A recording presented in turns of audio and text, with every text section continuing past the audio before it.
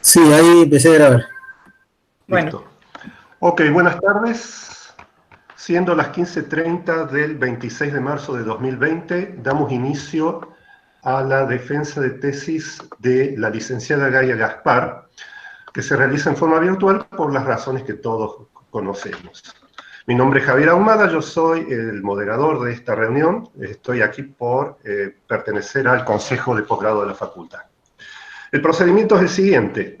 En primer lugar, la licenciada Gaspar va a hacer una exposición de su trabajo de tesis.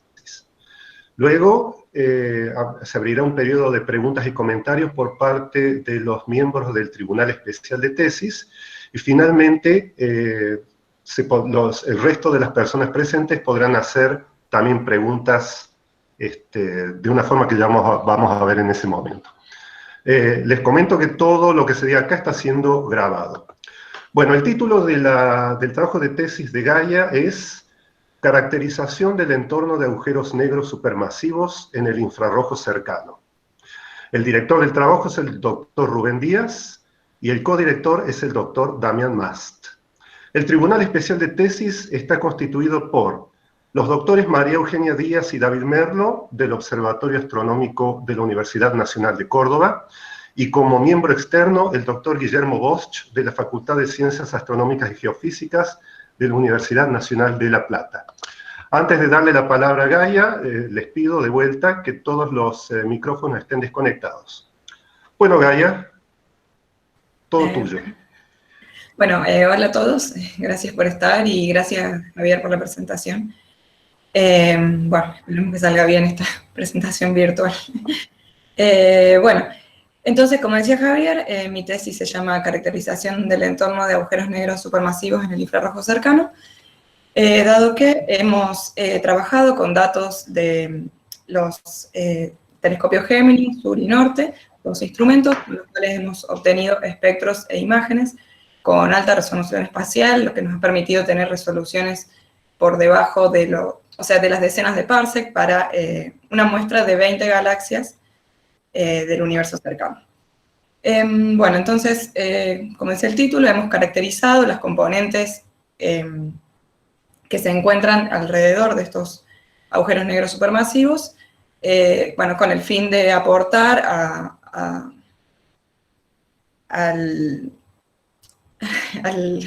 perdón, estoy trabado. Bueno, al paradigma evolutivo de estos objetos que, como sabemos, también tienen relación con la evolución de las galaxias en la vida del universo en general. Así que bueno, el contenido de esta charla consiste primero en una evaluación de los antecedentes que se encuentran en trabajos previos de las distintas componentes que podemos encontrar en los núcleos galácticos activos. Primero vamos a hacer un viaje por las componentes que se pueden observar de manera resuelta, es decir, que podemos determinar su extensión total y su morfología, y luego vamos a ver las componentes que no están resueltas en las observaciones y que por lo tanto deben ser interpretadas a través de modelos. Finalmente voy a hablar sobre los ciclos de actividad que presentan los núcleos activos y de los mecanismos que disparan la creación en estos agujeros negros supermasivos en los núcleos galácticos. En la segunda parte voy a comentar las ventajas que tuvo la utilización de las bandas infrarrojas observadas desde Gemini y un detalle de los datos que hemos utilizado para este trabajo. Y al final voy a comentar dos grandes resultados de esta tesis. No voy a poder comentar otros resultados que también hemos obtenido, pero me voy a concentrar en dos partes principales. Una es la búsqueda de descentrados en los núcleos activos, que vamos a ver que tiene que ver con la evolución de los mismos, el crecimiento de los agujeros negros.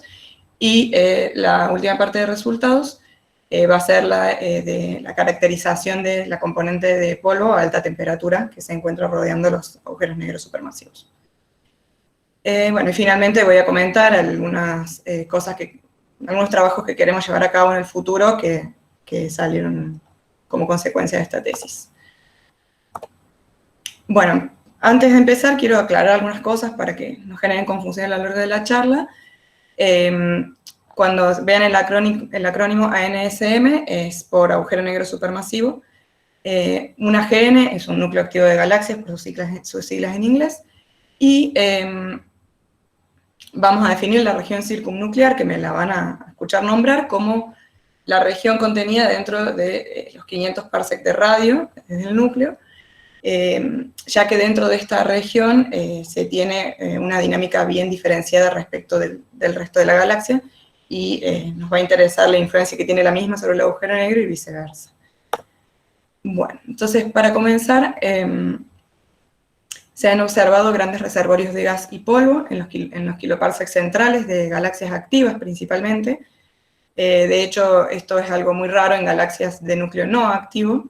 El contenido de gas es relativamente poco, pero en galaxias de núcleo activo se han observado reservorios de gas de entre 10 a la 6 y 10 a la 8 masas solares. Tengamos en cuenta que un agujero negro supermasivo tiene rangos de masas de entre 10 a la 6 y 10 a la 9.5 masas solares.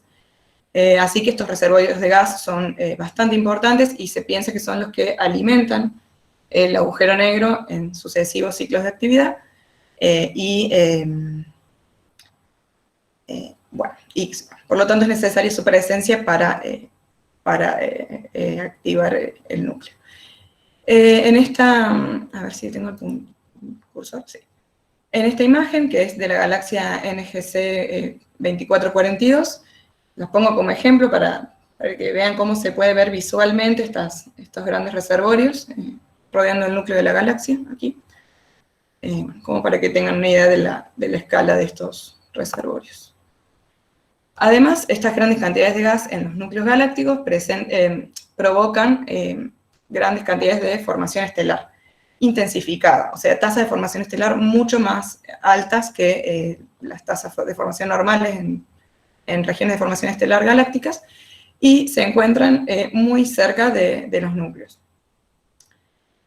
Acá les muestro un ejemplo para la galaxia NGC 1241, es un anillo circunnuclear de formación estelar, que está en este caso mapeado en mapa de color J-K, por lo tanto está mapeando las estrellas más viejas, más rojas, y el contenido de polvo del anillo. Y por otro lado podemos ver acá un pequeño inset donde se presenta una imagen en Payen alfa, en hidrógeno ionizado, que tiene sustraído el continuo estelar y por lo tanto está trazando la formación estelar, las estrellas más jóvenes. Y bueno, entonces esto nos indica que en este anillo, que acá podemos ver que tiene 2 kiloparsec por 2 kiloparsec, que está muy cercano al núcleo, tenemos formación estelar produciéndose continuamente en este anillo.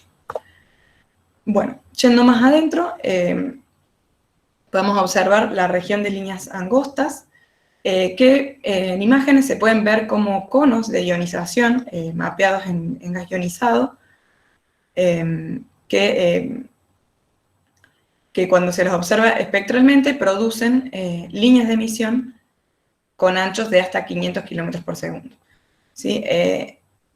Estas nubes, esta región está formada por nubes que están orbitando el agujero negro supermasivo y por lo tanto están sujetas a velocidades de este orden. En los AGN de tipo 2 vamos a observar solamente la región de líneas angostas, aquí como se ve en este espectro, mientras que en los AGN de tipo 1 vamos a observar también una componente ancha que proviene de una región más pequeña, que voy a explicar más adelante, y alcanzan las nubes velocidades de hasta 10.000 kilómetros por segundo. Esta va a ser una de las diferencias principales entre los dos tipos de AGN, tipo 1 y tipo 2, que en el caso de baja luminosidad, que es el que vamos a estudiar en esta tesis, se denominan galaxias Seyfert. Bueno, no mencioné que esta región puede llegar a tener hasta 5 kiloparsec de extensión, pero en promedio tiene algunos cientos de parsec nada más, ¿sí? Bueno, además podemos encontrar en los núcleos activos espirales nucleares compuestas por polvo o gas molecular. En esta primera imagen se pueden ver bien claras las espirales de polvo ingresando en el núcleo. Acá las escalas son de algunos kiloparsecs, en el caso de las más pequeñas 2 kiloparsecs de radio, o esta de 1 kiloparsec. Bueno, hay que tener en cuenta que una galaxia, un patrón espiral de una galaxia como la Vía Láctea tiene 15 kiloparsecs de radio, es decir que estamos hablando de otro sistema de espiral de brazos espirales que está confinado en la región nuclear. Aquí también se puede observar, estas son imágenes de ALMA, las otras dos,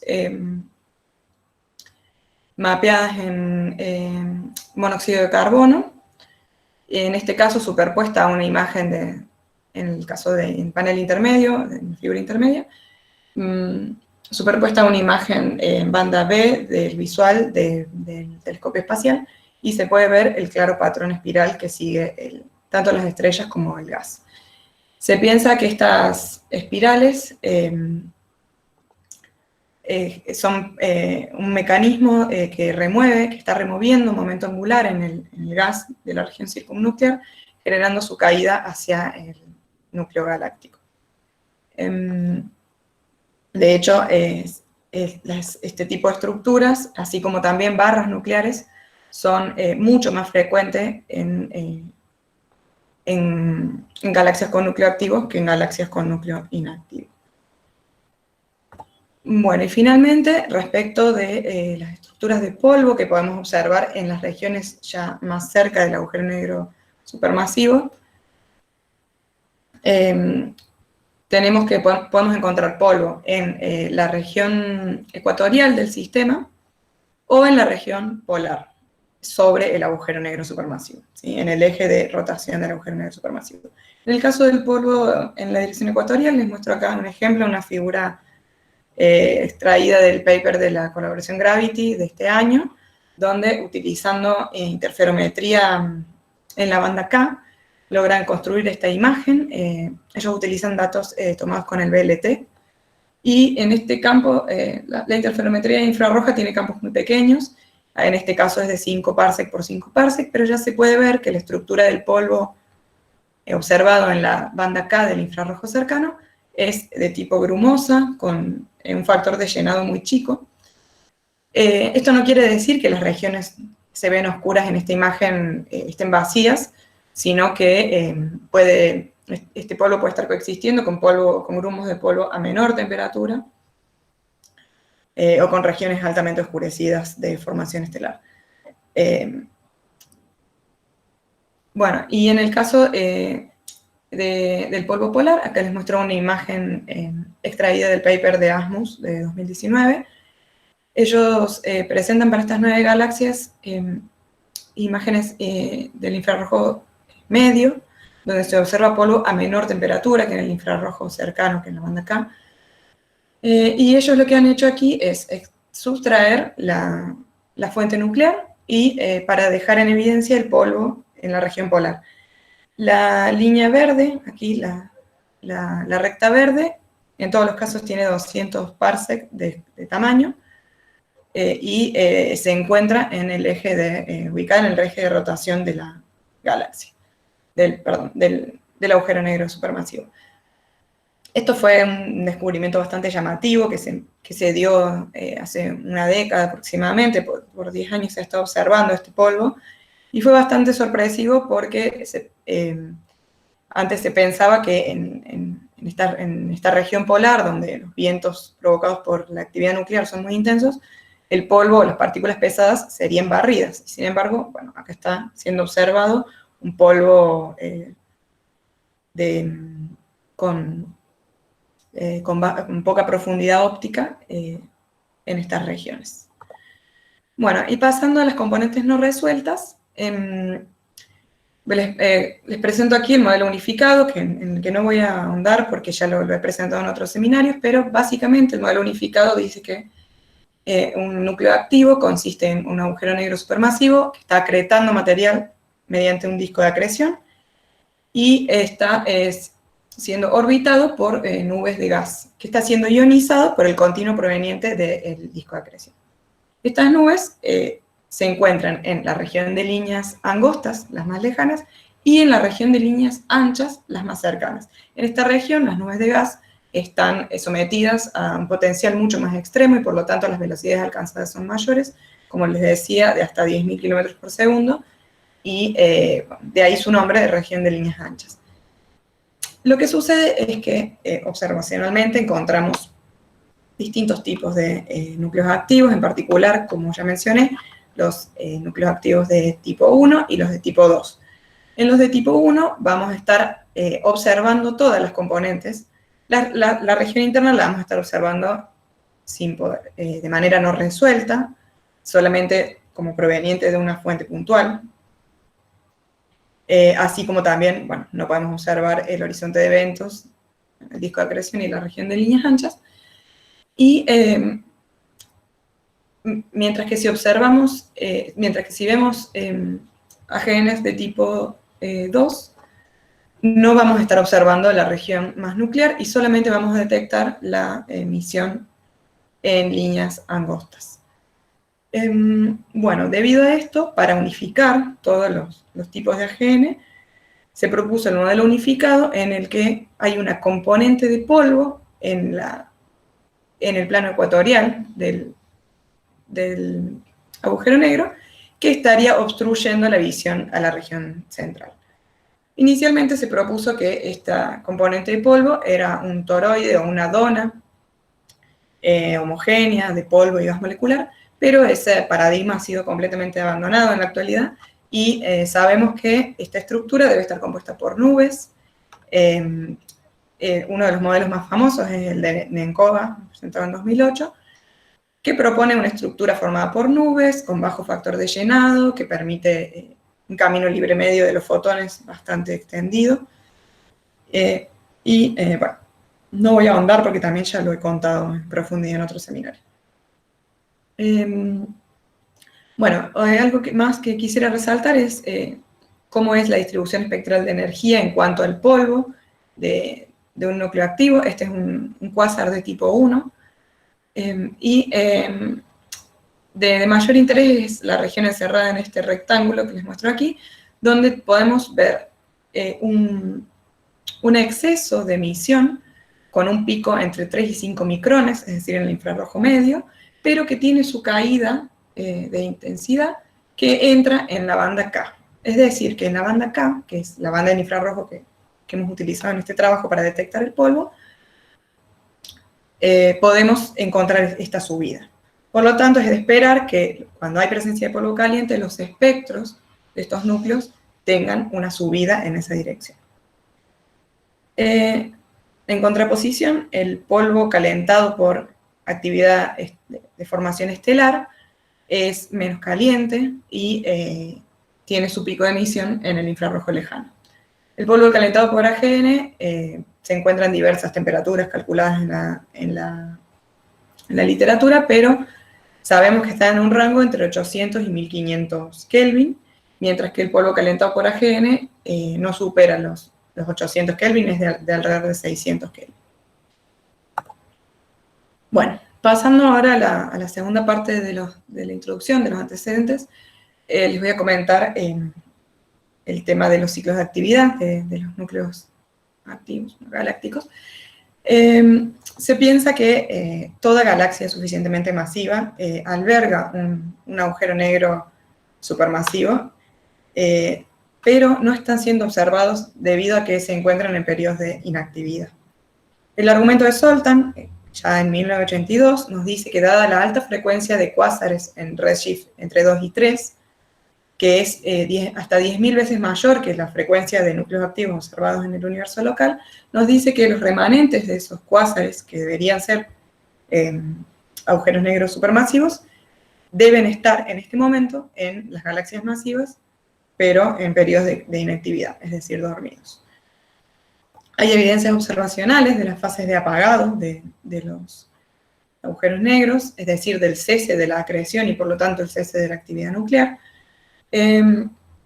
a través de unas galaxias que fueron presentadas por Streamer y colaboradores en 2013, en donde observan Galaxias que presentan grandes intensidades en la línea del oxígeno 3, que es un buen mapeador de la región de líneas angostas, en extensiones comparables con la región de líneas angostas de los AGN, pero que no presentan otras características de la actividad nuclear, como es la intensa emisión en rayos X y la intensa emisión en el infrarrojo medio.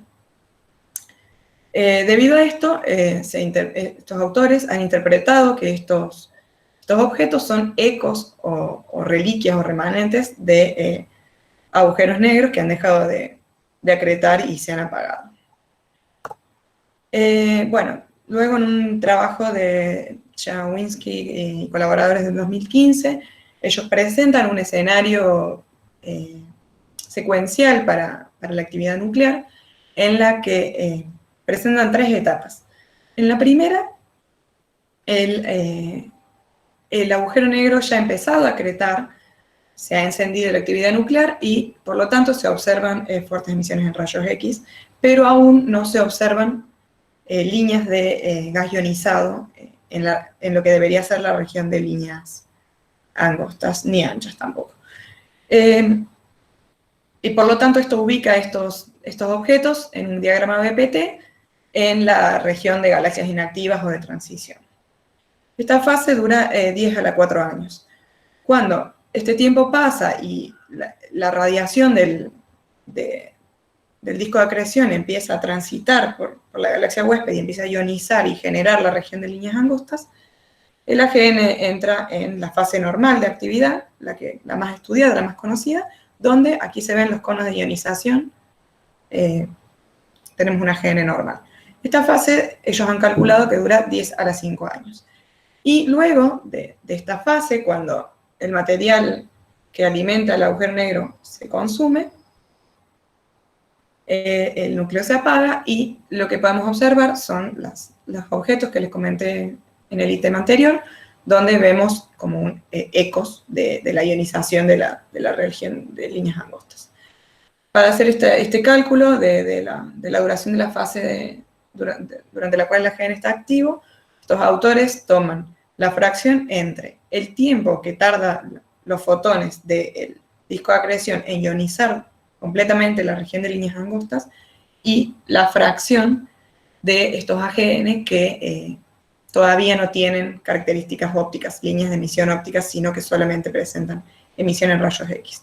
A partir de este cálculo, llegan a la conclusión de que la fase de actividad debe durar alrededor de 10 a 5 años.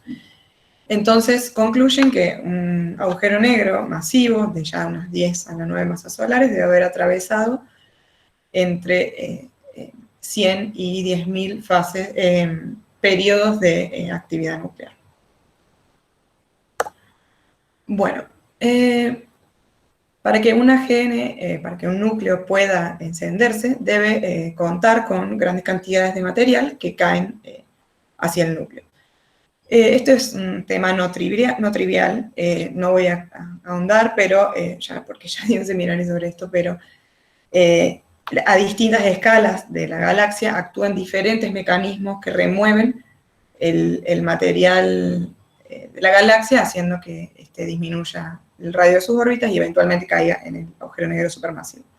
A escalas galácticas actúan perturbaciones externas como interacción con otras galaxias o como acreción de galaxias satélites, o incluso también perturbaciones seculares como barras y patrones espirales.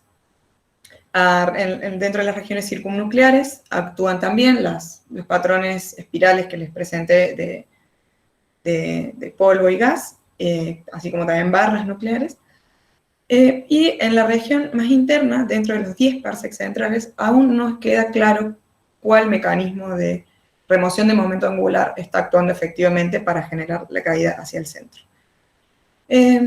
Claramente esto debido a la imposibilidad de resolver estas escalas con la tecnología pasada y actual, ¿no? Así que bueno, nosotros vamos a hacer un estudio relacionado con la búsqueda de mecanismos de alimentación en los 10 parsecs nucleares, basándonos en una hipótesis que se ha planteado a partir de simulaciones numéricas en varios trabajos, de los cuales yo aquí voy a presentar dos. El primero es el de Taga y de 1998, donde simulan una distribución de partículas esférica, simétrica, inicialmente simétrica, con un objeto masivo central.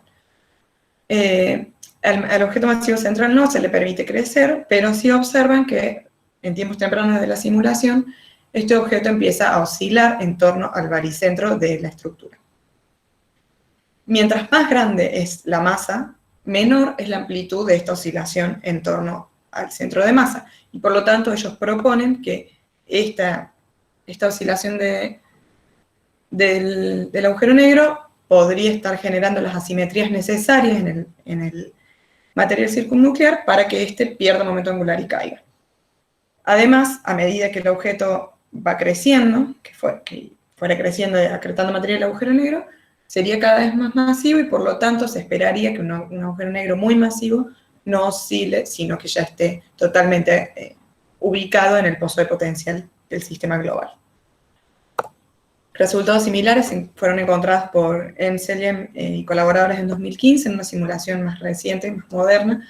Ellos simulan ya un disco galáctico con su halo de materia oscura y componente gaseosa y colocan inicialmente en el centro un agujero negro de 4 por 10 a la 6 masas solares. También rápidamente empiezan a ver que el agujero negro empieza a oscilar en torno al centro de gravedad de la barra de la galaxia y alrededor del tiempo, cuando transcurre un tiempo de 760 megaaños, se observa que se acopla la estructura central, es decir, el agujero negro supermasivo con los cúmulos estelares cercanos y el disco de gas que lo rodea, el circunnuclear. Toda esa estructura, a su vez, se desacopla del potencial galáctico global y oscila en torno al centro de masa de la galaxia.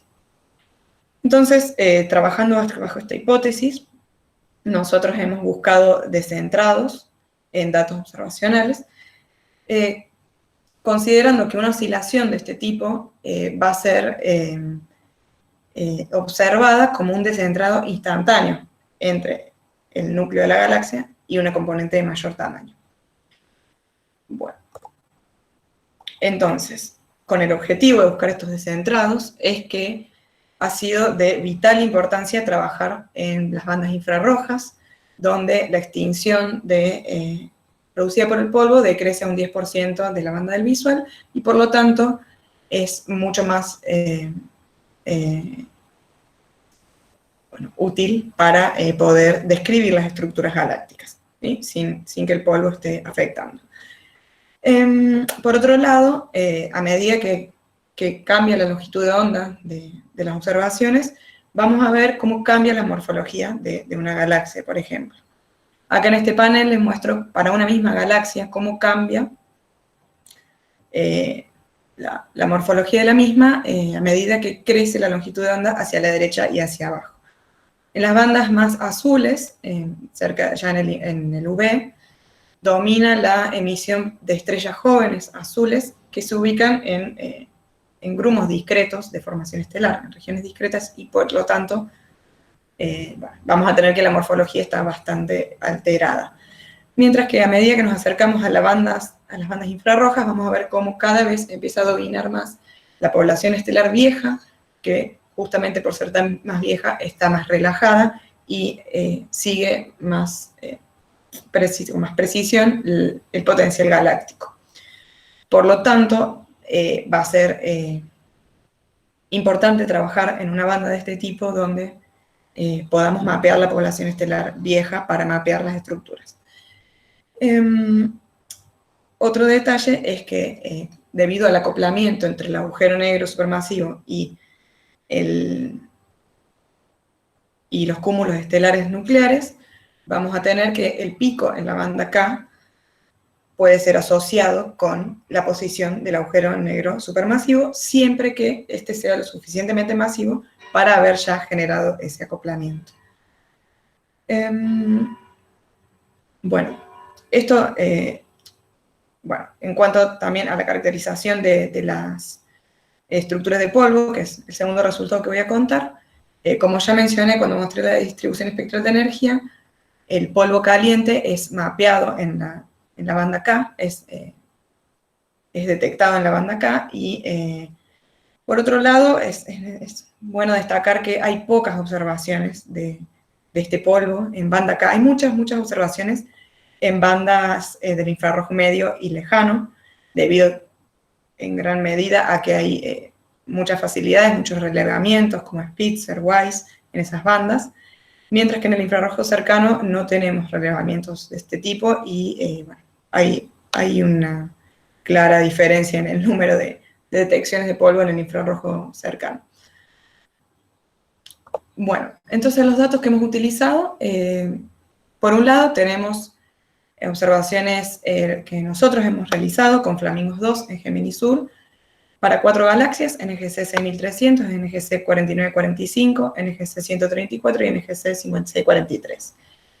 En esta presentación nada más voy a hablar de las primeras dos, ya que son las dos que tienen núcleo activo, y mientras que las últimas dos, NGC 56 y 43, también es activa, pero por ahora las hemos utilizado como galaxias de comparación. Así que no voy a mostrar los datos de ellas. Bueno, entonces contamos con espectroscopía de ranura larga en las bandas JKS y K-long, son muy similares, ya voy a mostrar los espectros. Hemos alcanzado resoluciones espaciales de 33 parsec, 12 parsec, 63 y 42 parsec para las galaxias respectivamente. Esto debido a la buena resolución espacial que presenta este instrumento y a la cercanía de estas galaxias, ¿sí? Son todas galaxias muy cercanas.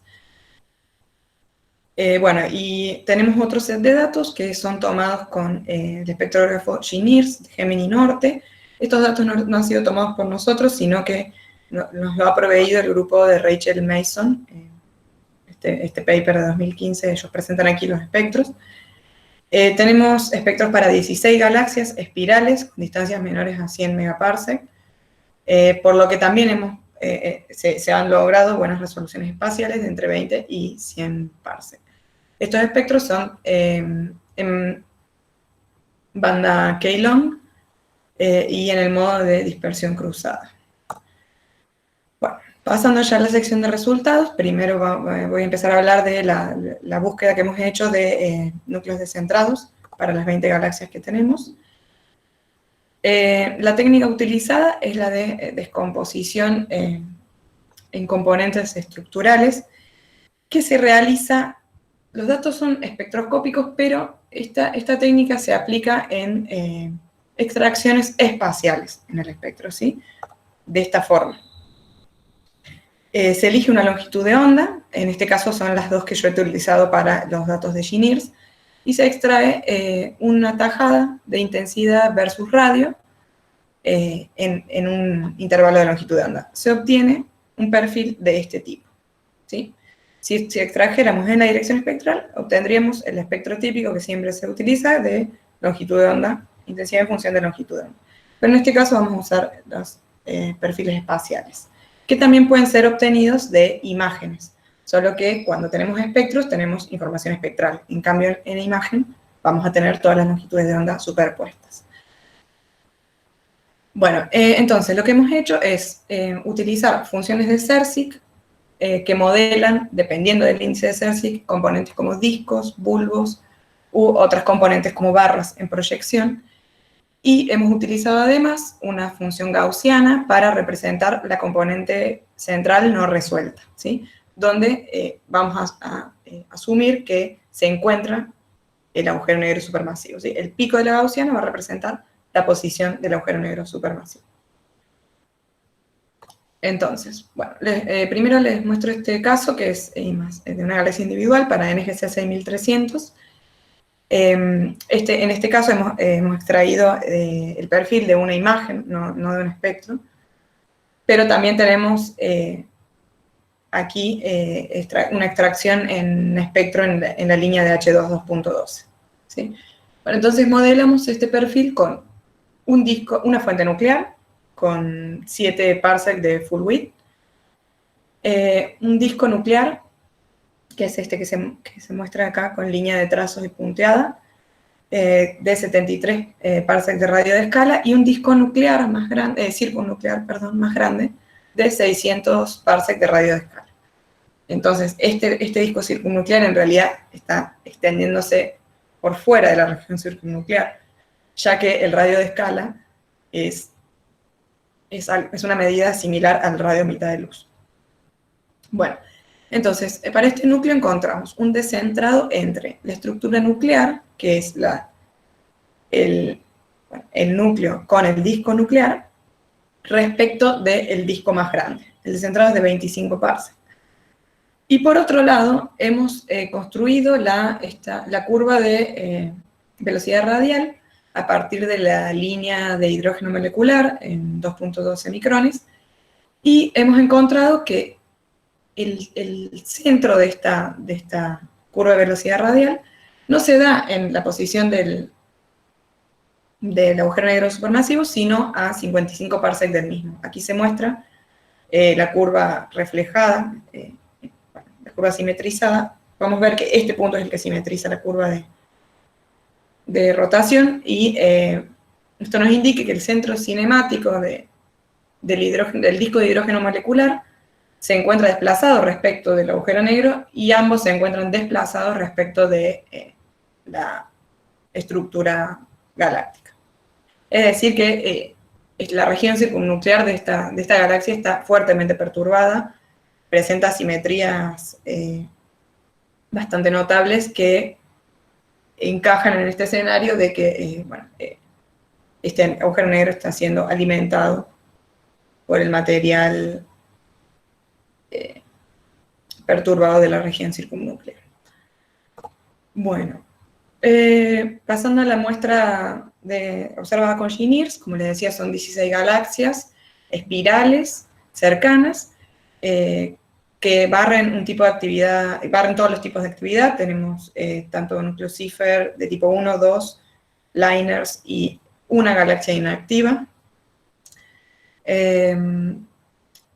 Hemos realizado extracciones en 2 longitudes de onda, que ya las voy a presentar más adelante, son las que estaban marcadas en el espectro con líneas verdes, pero para realizar el modelado de las estructuras hemos utilizado la extracción en la longitud de onda más roja, alrededor de 2.25 micrómetros, ya que garantiza la menor extinción por polvo posible. Entonces, ese perfil es el que se muestra aquí en puntos rojos, y para estos datos hemos utilizado como criterio modelar el perfil utilizando solamente 2 componentes, la gaussiana nuclear y una estructura de mayor tamaño. Acá muestro solamente 2 ejemplos. Para NGC 7331 hemos encontrado un descentrado de 7.3 parsec entre las 2 componentes. Acá se puede ver claramente que los centros de las 2 estructuras están desplazados, y para NGC 7743 no hemos encontrado descentrados. Se ven las 2 estructuras claramente alineadas.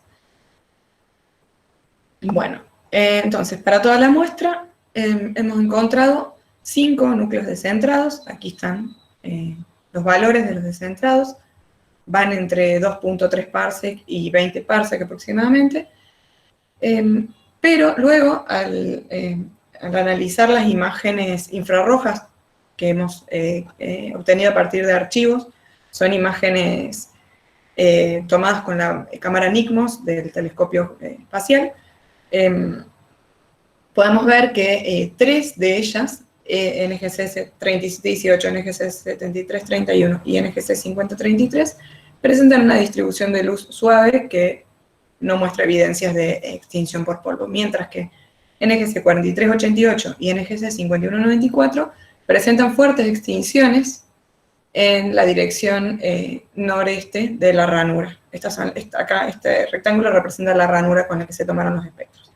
Entonces, no podemos asegurar que estos descentrados detectados en estos núcleos sean reales, ya que podrían ser descentrados falsos causados por esta extinción diferencial a ambos lados de la ranura.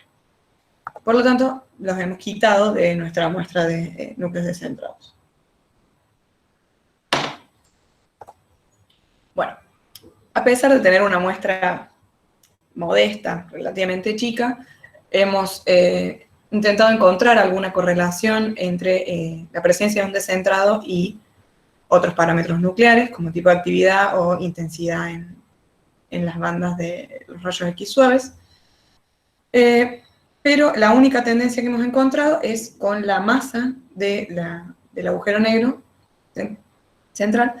Vemos que los 3 descentrados que hemos encontrado presentan masas intermedias. Específicamente, el logaritmo de estas masas es 7.9, 8 y 8.1, es decir, muy cercanas. Esto va en concordancia con la idea de que agujeros negros más masivos ya habrían disminuido su oscilación en torno al centro de masa de la galaxia y ya estarían fijos, y por lo tanto no detectaríamos estos descentrados. En el régimen de baja masa, pensamos que lo que está sucediendo es lo que comenté al principio, de que un agujero negro muy poco masivo puede todavía no estar acoplado con los cúmulos estelares nucleares, y por lo tanto no sería detectado en la banda K, ¿sí? No estaríamos detectando la posición del agujero negro en el pico de la banda K. Bueno, algo que sí quiero aclarar de todas formas, es un detalle de aplicar esta técnica, y es que un núcleo aparezca como no descentrado aquí, no significa que no está descentrado, sino que o el descentrado cae por debajo de nuestra resolución espacial, o bien, bueno, lo que comenté de la baja masa, también podría estar pasando, o bien, como nosotros tenemos datos de espectroscópicos de ranura larga, solo vamos a detectar la componente del descentrado en la dirección de la ranura. Entonces, si el descentrado del núcleo estuviera principalmente en la otra dirección, en la dirección perpendicular, o tuviera una gran componente perpendicular, no vamos a poder detectarlo, ¿sí? Así que bueno, por lo tanto, sabemos que necesitamos una muestra bastante más grande para poder confirmar esta tendencia en la masa del agujero negro. Bueno, aquí un resumen de los resultados. Para nuestra muestra de 6 galaxias, un 20% de los núcleos presentan descentrados de entre 5 y 10 parsecs respecto a una estructura de mayor tamaño. Las estructuras tienen rangos de tamaño de entre 0.3 y 1.5 kiloparsec. De los 5 descentrados que hemos detectado, hemos tenido que eliminar 2 de las detecciones debido a que presentaban evidencia de polvo en la dirección de la ranura, evidenciada en las imágenes de la cámara NICMOS. Bueno, la tendencia esta de que los descentrados estarían ocurriendo en agujeros negros de masas intermedias. Y un comentario sobre la técnica es que probando en datos de distintos espectrógrafos, como son Flamingos o Engineers, hemos llegado a la conclusión de que el modelado de las estructuras en los datos de Flamingos es más precisa, ya que tiene un mayor mapeo de la región de las alas de los perfiles. La ranura de Flamingos de 4.4 minutos es mucho más larga que la de 7 segundos de Engineers. Bueno, pasando a la segunda parte de resultados, en donde hemos caracterizado la componente de polvo a alta temperatura de los núcleos activos.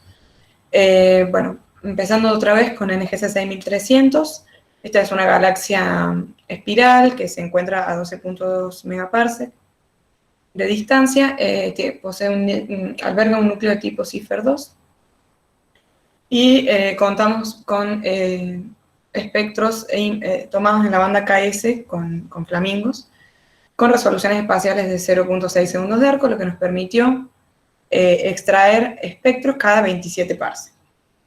Acá les muestro una imagen composición construida a partir de nuestros datos en bandas J, H y K.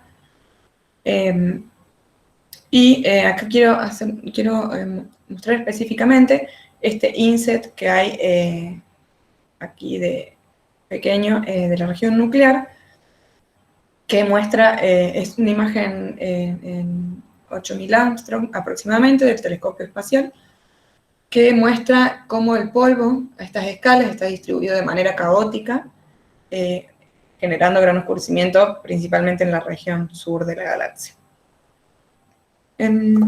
Bueno, estos son los espectros que hemos extraído para distintos radios y bueno, hemos hecho varios estudios a partir de las líneas de emisión, pero no hay tiempo, así que voy a contar solamente lo referente al polvo caliente, que como ya mencioné, puede ser observado en la región roja de la banda K. Aquí se puede ver que la pendiente del espectro cambia con el radio, ¿sí? A medida que nos vamos a radios más grandes, la pendiente se inclina de acuerdo a lo esperado para una población estelar normal. Esto es la cola roja de las planckianas estelares que tienen sus picos en el óptico, ¿no? Mientras que aquí, en el espectro nuclear, este aplanamiento que se observa en otros núcleos, e incluso a veces se observa un incremento de la pendiente hacia longitudes de onda más largas, y es interpretado como la suma de la contribución estelar más la contribución del polvo caliente, que como mencioné antes, tiene su pico en el infrarrojo medio. Entonces vamos a estar observando en la banda K la cola azul de esa planckiana. Los dos efectos sumados darían un aplanamiento del continuo en el núcleo, como se observa aquí. Para corroborar este escenario, lo que hicimos fue tomar como representativo de la población estelar los espectros más externos y a partir de eliminar manualmente todos los caracteres espectrales y los ruidos, hemos construido lo que sería un template o un modelo de la población estelar de la galaxia, de esta región de la galaxia. Lo mismo hicimos con el espectro nuclear, removimos los caracteres espectrales y luego restamos el espectro externo del espectro nuclear y del espectro en menos 27 parsecs. Lo que obtuvimos fue un exceso. Aquí les hago notar que antes teníamos longitud de onda en el eje X, aquí tenemos frecuencia y energía normalizada, así que se da vuelta la dirección de la pendiente del exceso, pero estaríamos hablando de esta cola que proviene de la planckiana del polvo caliente. Hemos podido modelar estos residuos de la resta de la población estelar con cuerpos negros de temperaturas para el núcleo de 1255 Kelvin y para la extracción en 27 parsec de 1225 Kelvin.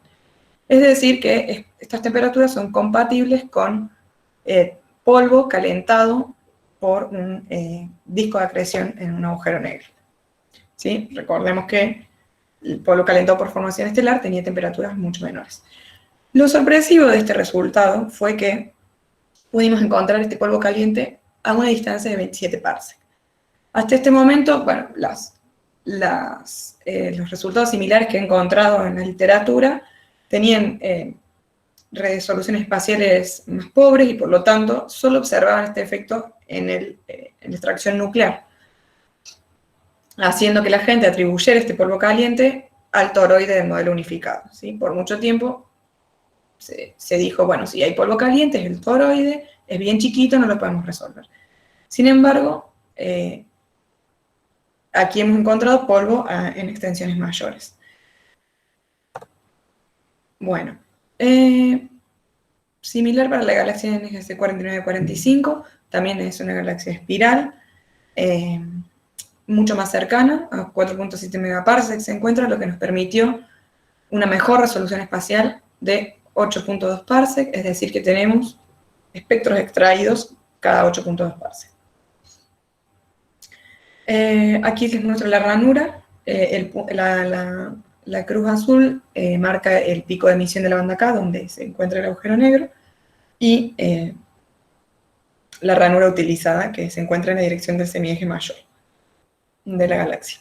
Bueno, acá les muestro otra imagen, es una composición, la anterior era una imagen en banda K y esta es una composición JHK del mismo núcleo, obtenida a partir de nuestros datos también, donde se puede ver una región con morfología de tipo disco, donde hay altas cantidades de polvo rodeando el agujero negro. También se observan bandas de polvo que llegan al agujero negro y probablemente lo están alimentando. Llegan a la región nuclear, circunnuclear y probablemente lo están alimentando.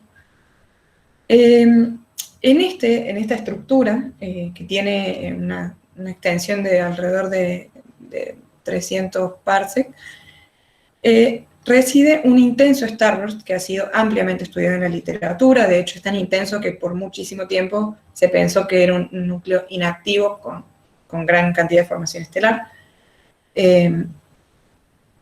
y que coexiste con el disco de polvo que estamos observando aquí, ¿sí?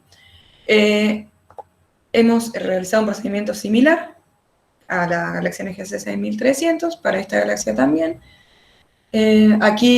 Acá se puede ver la diferencia con la banda KS que tenemos para la NGC 6300. En la banda Calón se incorpora el principio de la banda del monóxido. Pero se puede ver, al igual que la NGC 6300, que la pendiente del continuo cambia cuando cambia el radio. A radios mayores la pendiente crece. Entonces realizamos el mismo procedimiento. Aquí se puede ver que incluso hasta 100 parsec tenemos aplanamiento del continuo en una de las direcciones. Y realizando la sustracción de la componente estelar, encontramos que para todos estos radios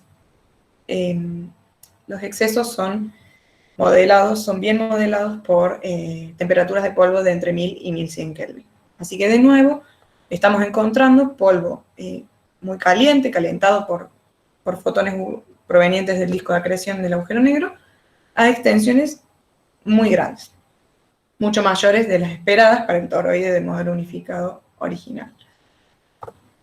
Bueno, esto sale un poco del tema del análisis del polvo, pero es un resultado interesante también que nos ha disparado varias preguntas.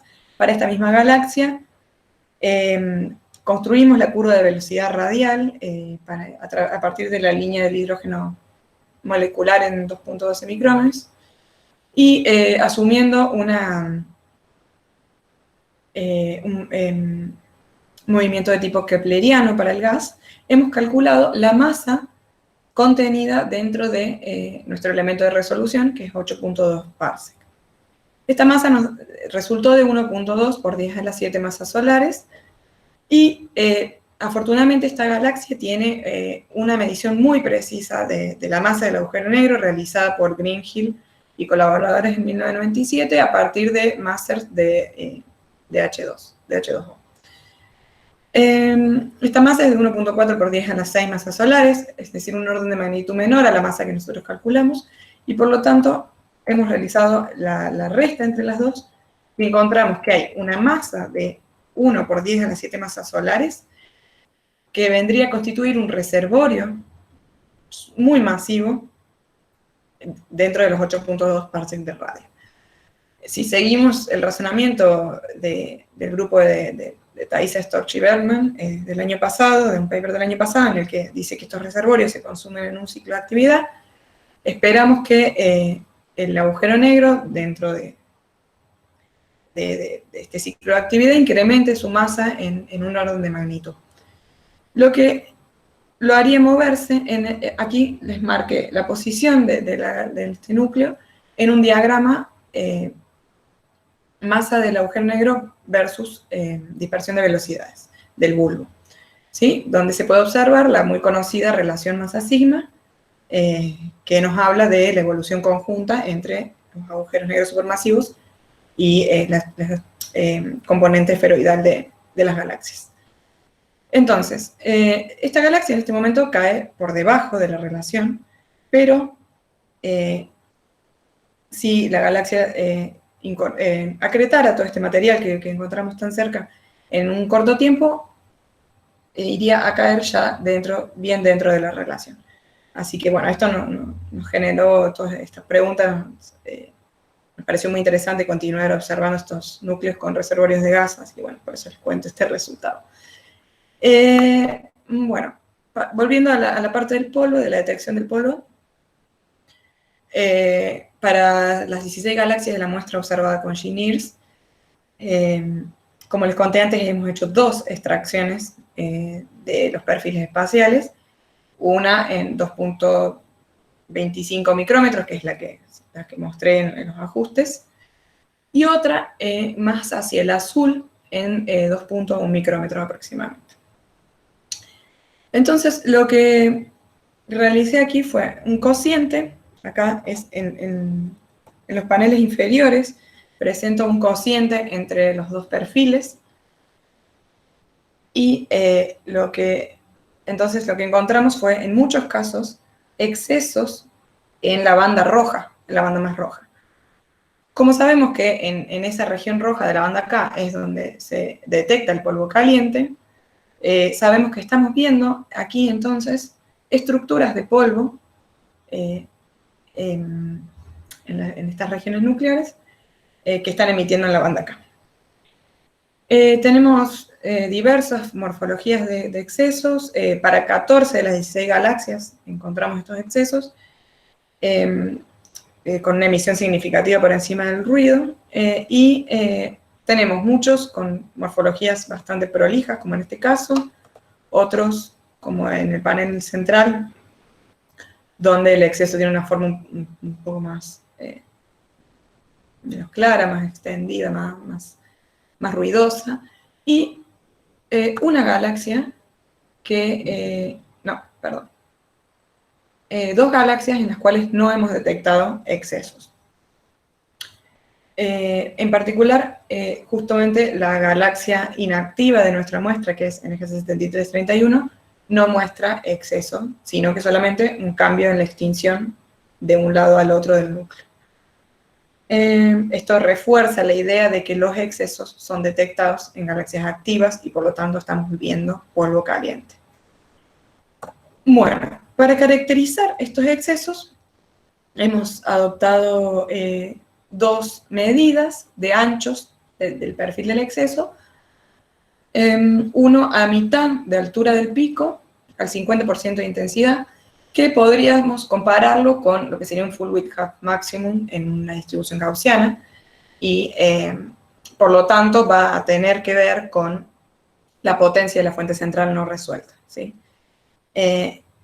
Por otro lado, el ancho a 10% de la intensidad del pico nos va a estar hablando de la extensión total de esta estructura de polvo.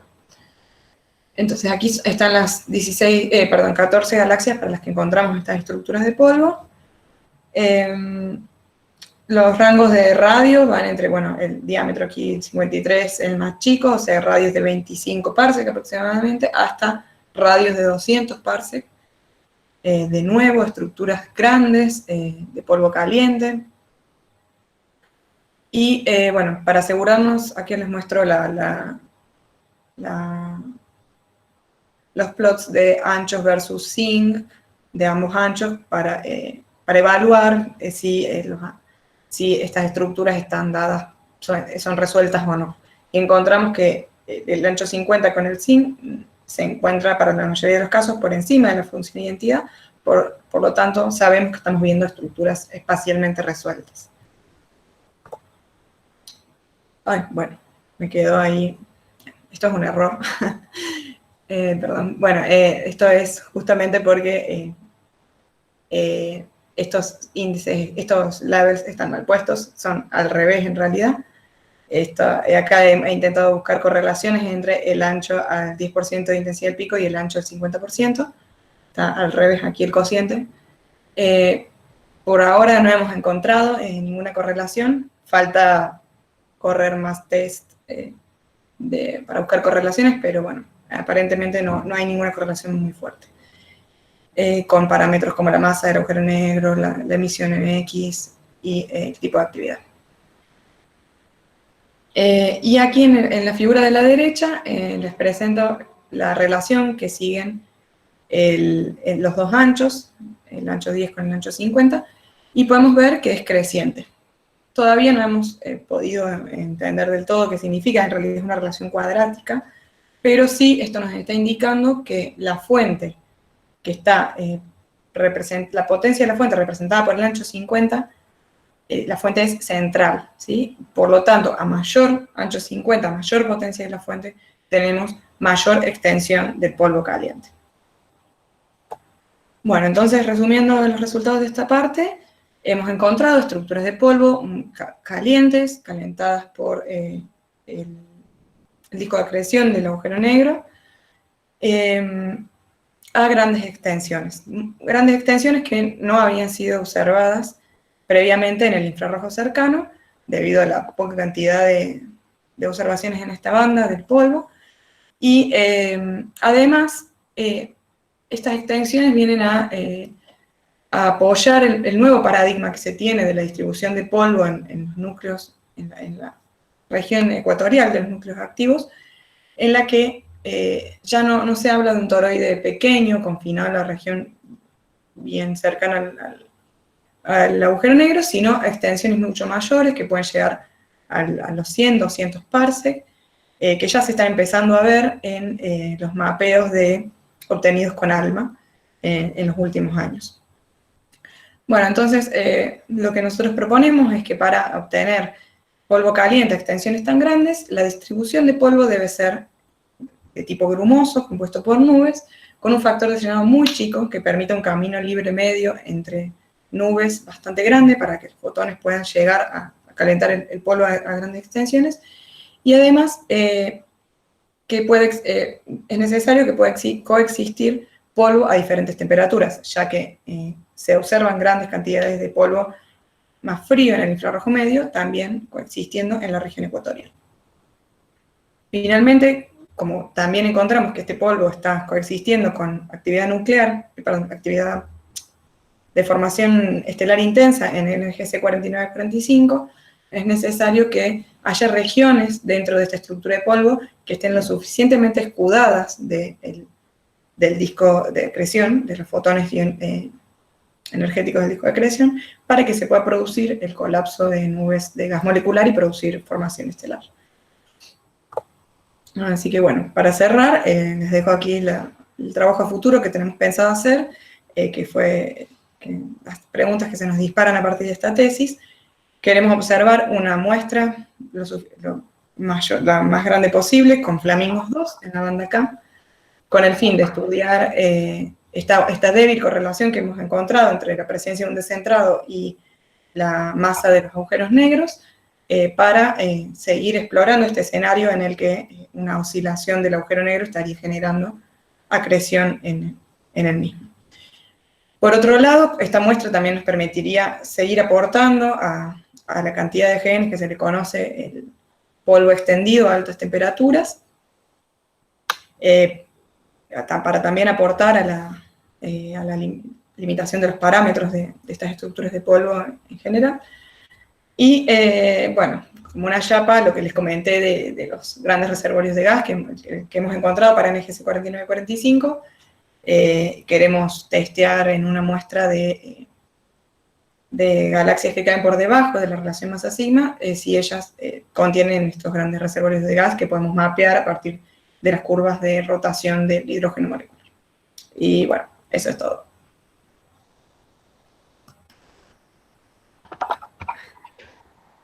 Bueno, muchas gracias, Gaia, muy interesante, así que aplausos virtuales del mundo. Bueno, se abre entonces ahora el espacio para preguntas y comentarios, primero del Tribunal Especial y luego del público. Para el público, si alguien quiere hacer alguna pregunta y comentario, por favor déjenme el nombre en el chat, que después lo voy llamando de a uno. Para el Tribunal Especial, vamos a pedirle su opinión, sus comentarios, a nuestro visitante primero, el doctor Guillermo Bosch. Bueno, buenas tardes a todos. Gracias, Javier. Bueno, primero felicitarte, Gaia, por el trabajo, realmente, no tanto, o sea, no solo, pero el trabajo en sí, sino también la presentación de la tesis, al menos ya la parte escrita, con una introducción muy actualizada, una muy buena puesta al día, ¿no? Evidentemente necesaria porque lo que están encontrando son resultados nuevos, muy interesantes. Siempre es bueno, ¿no? Recordar y valorar, ¿no? la opción que les permite, ¿no? a todos los estudiantes de esta época, ¿no? disponer de un telescopio como Gemini para hacer una tesis no solo productiva e interesante, sino repetitiva y revolucionaria. Me queda, ya lo tenía en duda, pero luego cuando mencionaba justo acá tu trabajo a futuro, este 20%, ¿no? de detección que encuentran de descentrados. Vos mencionaste, ¿no? Durante la presentación el hecho de, por ejemplo, la orientación de la ranura, ¿no? que te permita o no encontrarlo. Entre esos y algún otro factor, o sea, ¿hiciste alguna estimación de ese 20% de detección a qué población verdadera de descentrados le correspondería? Y es algo que me quedó como una deuda, siempre supe lo que tenía que hacer, pero la verdad que no tuve tiempo de terminar de hacer esa cuenta, pero sí es algo que es necesario hacer, así que sí podría, por supuesto, incluirla en la versión final y cualquier trabajo que salga de acá. Claro. Sí, falta un análisis bien exhaustivo de qué porcentaje de descentrados estamos perdiendo por la técnica, digamos. Y además, cabe resaltar que bueno, este 20% todavía es un número obtenido de una muestra muy chica, así que no es extrapolable a todo el universo, ¿no? Falta un poco todavía una muestra más grande y esta cuenta que vos mencionas. Está bueno, y entonces en esa línea, a futuro, esa muestra, ¿van a seguir con la misma metodología o piensan poner dos ángulos de ranuras distintos? No sé cómo va eso con el tiempo de observación, ¿no? Que evidentemente duplica todo. Bueno, ese es un problema, sí, o sea, obtener observaciones con buena resolución espacial para dos ranuras es el doble de costoso que para una. Yo creo que para una muestra suficientemente grande se podría utilizar imágenes con la pérdida de información espectral que eso significa, pero el aumento de la muestra podría aportar bastante.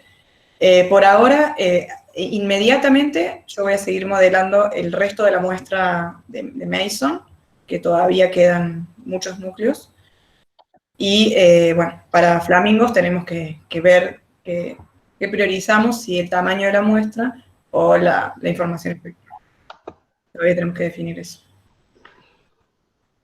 Muy bien, buenísimo, gracias. Gracias a vos. Bueno, gracias Guillermo. A ver ahora la doctora María Eugenia Díaz, ¿qué nos puede decir? Bueno, ¿se me escucha? Sí. Bien. Bueno, sí, nosotros sí hablamos ya largamente con Gaia por separado, por ahí yo quiero resaltarle algunas cositas acá de la presentación, algunas que me sirvieron por ahí para dudas que me quedaron del escrito, que ahora me quedó un poco más claro cuando lo contó. Me gustó que en la introducción le diste un poco más de tiempo a lo que, al menos a mi modo de ver ahora, lo entiendo como una motivación para el estudio de estos descentrados, que fue toda esa parte que contaste de estos resultados con simulaciones de un paper 2015, no me acuerdo el nombre que dijiste, L algo. Y bueno, tal vez en este momento se me ocurre que podrías agregar un poquito de eso en la introducción, que no está mencionado los papers, pero acá vos mostraste unas figuritas, y por ahí para alguien que no es del área, como yo, un dibujito siempre ayuda.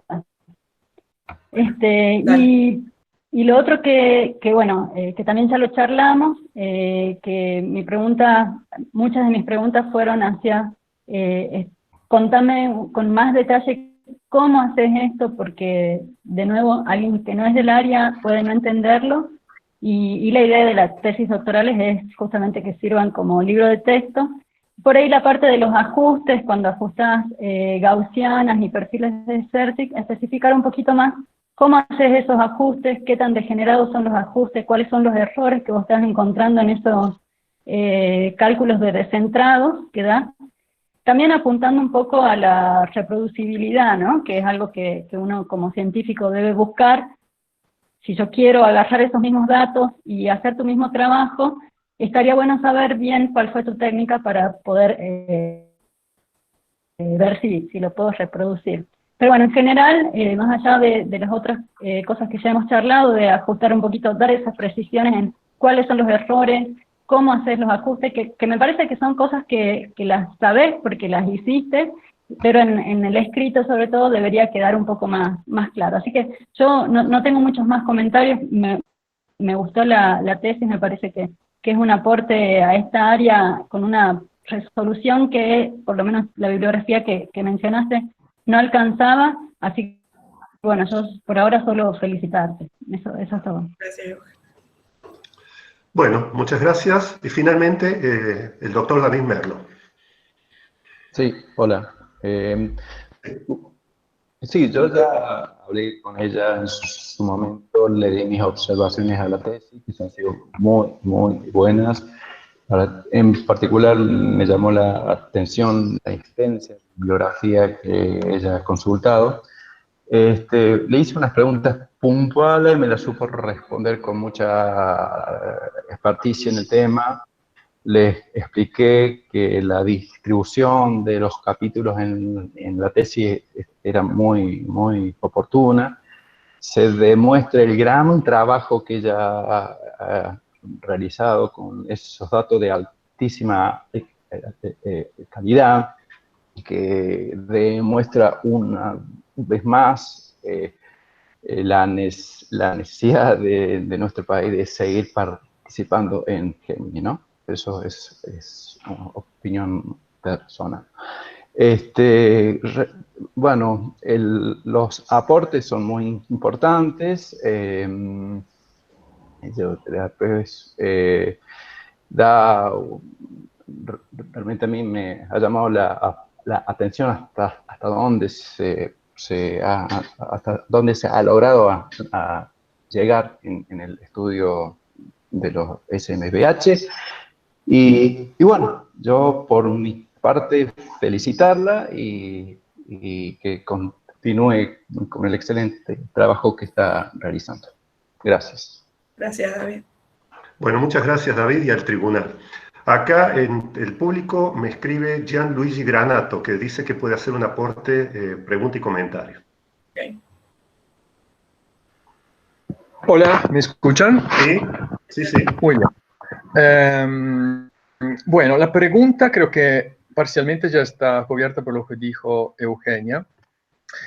Sería que me parece que en este ajuste, donde ponen el ajuste del perfil, digamos, a donde se nota el descentrado, me parece muy sorprendente cuán chiquitos son los errores de los puntitos.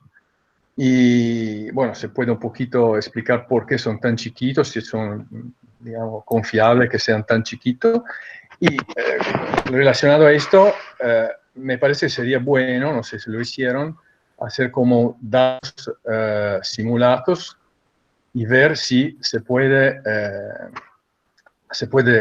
de verdad determinar un desplazamiento tan chiquito comparado a la full width al máximo que tiene la componente del black hole. Esa es la pregunta. El comentario sería que, capaz que lo conoce, pero en los años 90 hicimos unos trabajos de transporte radiativo para toro de polvo o esta estructura que está alrededor de la AGN. Y ahí, según nuestro trabajo, estaban favorecidos exactamente modelos bastante grandes, de tamaño bastante grande, dependiendo de la potencia la gene, por supuesto, pero digamos, decenas o hasta 100 parses que no serían tan sorprendentes comparado a este modelo. Si quiere comentar sobre eso, no sé si conoce este trabajo, de todas formas, sea interesante que le... Lo voy a pedir después. Sí, yo me he concentrado más en los antecedentes observacionales, las que yo trabajo, pero sí es verdad que estaría bueno empezar a explorar más trabajos de simulaciones, así que sí te voy a preguntar después sobre ese trabajo. Y respecto a tu pregunta, a ver si me acuerdo bien que me habías dicho, me habías preguntado las barras de error. Sí, que son muy chiquitas y... No hay barras de error acá. Hicieron simulación. No hay, no, esto está directamente, no hay error. Esta es intensidad y extraída directamente de espectros y las barras de error que se podrían poner serían el ruido fotónico, a lo sumo, digamos. Estuvimos conversando un poco con Eugenia. ¿Sería posible explorar esa posibilidad de incluir las barras de error? O sea, para ver cómo eso cambia la bondad de los ajustes, digamos. Y respecto de la precisión para encontrar descentrados chicos, nosotros acá estamos utilizando como criterio que el pico de una distribución, como es una gaussiana o un perfil de CERSIC, puede ser identificado hasta un 10% de la resolución espacial que se tiene para los datos. Por eso es que son tan pequeños, que hemos podido detectar descentrados tan pequeños.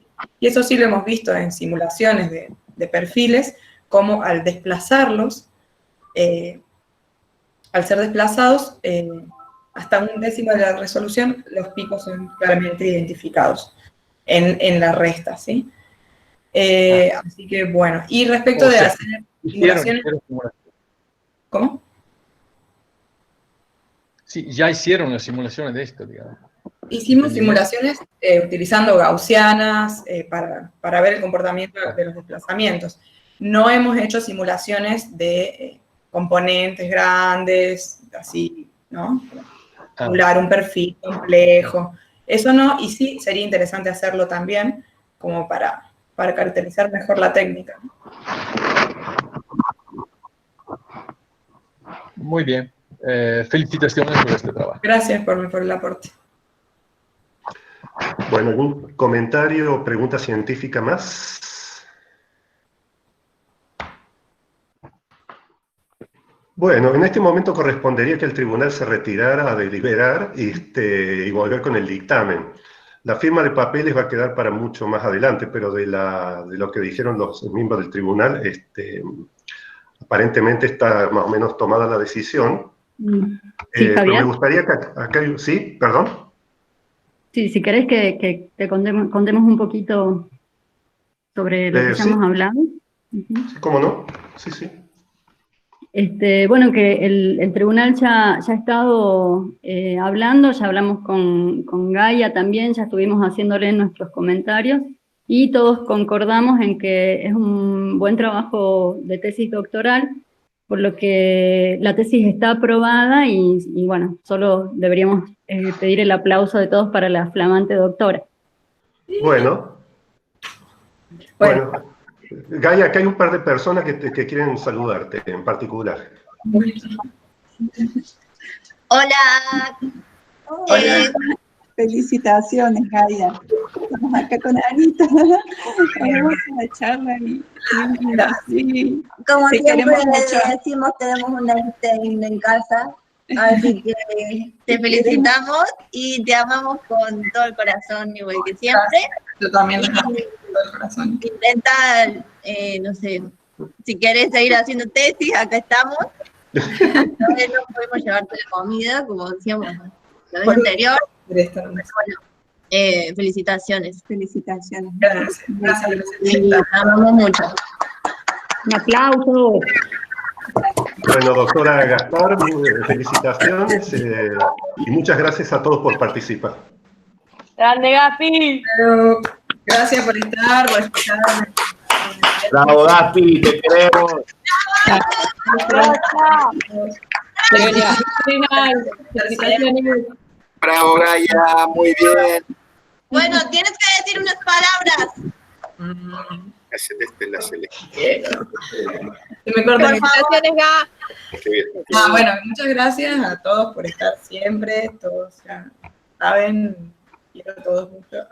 Y bueno, y en particular sí quisiera aprovechar para agradecer a mis directores, a Damián y a Rubén, que en todos los momentos de flaqueza estuvieron, siempre estuvieron disponibles en todo momento, tanto académicamente como emocionalmente, cuando sentí que la tesis no llegaba y ellos me decían va a llegar y fue como ellos dijeron, llegó y bueno, así que muchas gracias por estar todos estos años. Y bueno, y a todos mis amigos, mi familia, muchas gracias también por apoyarme en todos. Y listo, basta, no me van a hablar más. Grande. Los quiero mucho. Gracias a todos.